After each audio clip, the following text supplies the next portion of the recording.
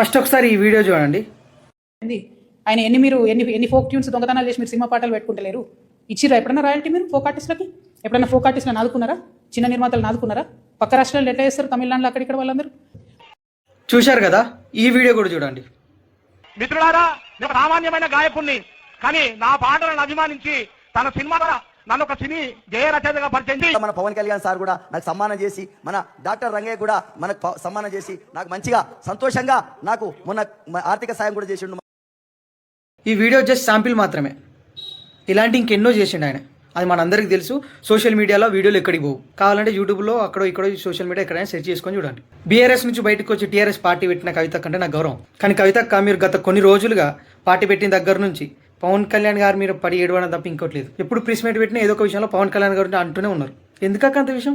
మనం ఒకరిని వేలు పెట్టి చూస్తే మిగతా ఏళ్ళని మనదికి చూస్తే అని ఒక చిన్న లాజిక్ తెలియదు అక్క నీకు? మీరు అంటున్నారు, ప్రశ్నిస్తున్నారు. మీ సైడ్ కూడా ఏళ్ళు ఉన్నాయి కదా, అవేంటో చెప్పాలా?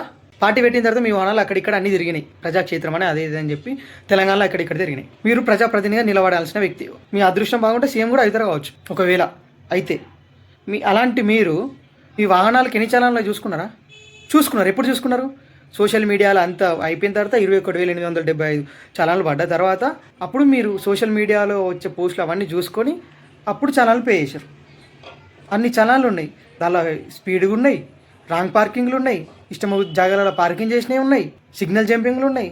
ఏందాక మీరు ప్రజాప్రతినిధిగా ఉండాల్సిన వ్యక్తే కదా. మీరే ట్రాఫిక్ రూల్స్ పాటించకపోతే మీరెలా ప్రాతినిధిగా ఉంటారు? ఫస్ట్ మనది మనం చూసుకొని దాని తర్వాత పక్క వాళ్ళని అనాలి. సరేనాక? ముందు ఇంకా మీరు ఆంధ్రప్రదేశ్లో కూడా పార్టీ పెట్టి 2 రాష్ట్రాలకు సీఎం కావాలని మనస్ఫూర్తి కోరుకుంటున్నాం.